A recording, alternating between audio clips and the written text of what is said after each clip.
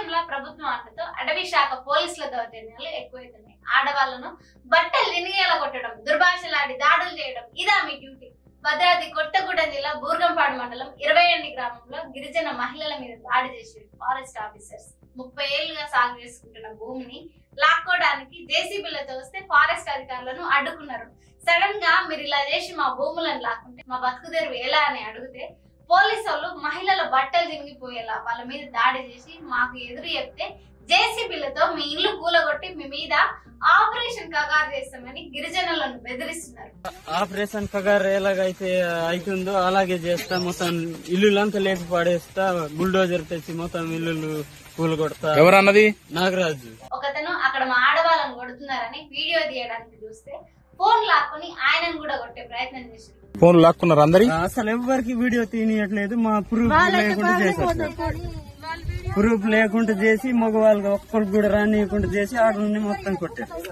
తిరిగి ఆ police officers అన్ని రికార్డ్ అవుతున్నాయని దబాయిస్తున్నాడు వాళ్ళ.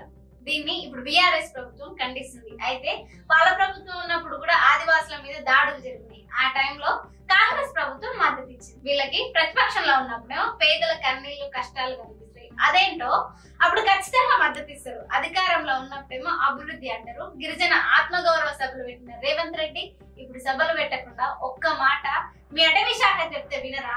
అధికారం చేతులున్నాయి, ఇప్పుడు నువ్వెందుకు చెప్తావులే? నువ్వు కాదు ఆ లగచెర్ల రైతులను ఇబ్బంది పెట్టింది, హెచ్సి భూములను లాక్కుందామని చూసింది, హైడ్రా కూల్చివేతలని పేద ప్రజల ఇల్లు కూల్చి చెప్పజేయకుండా.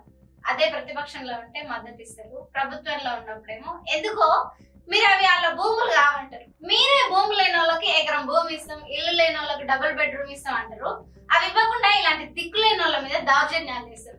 ఏ కాన్స్టిట్యున్సీలో చూసినా గుట్టలని పోడు భూములని మీ రాజకీయ నాయకులు మలుపుకున్నా వాళ్ళనైతే బయట పెట్టకుండా కాపాడుకుంటారు. ప్రతిపక్షంలో ఉన్నా ప్రభుత్వంలో ఉన్నా మీకు చాలా స్పృహ ఉంది. వాళ్ళకి అవన్నీ ఇస్తే ఎలక్షన్స్ ముందు మీరే ఆశ్చర్యపాలి నమ్మించే మాటలు చెప్తారు.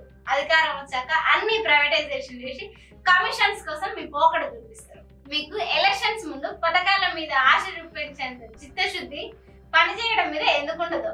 మన భారతదేశాన్ని పేద ప్రజలకి ఇంటికి ఉద్యోగం చేసుకోవడానికి ఇంత భూమి, ఉండడానికి ఒక ఇల్లు, ఇలా దేశాన్ని దిగగలమా? ప్రభుత్వంలో ఉంటేనే భూములు లాక్కుంటారు, అవి వాళ్ళు కావంటారు. ప్రతిపక్షంలో ఉంటేనే పేద ప్రజల భూములు ఎట్లా లాక్కుంటారని మద్దతు ఇస్తారు. ఇదేంటి? దీన్ని మీరు ఎలా చూస్తారో కామెంట్ చేయండి.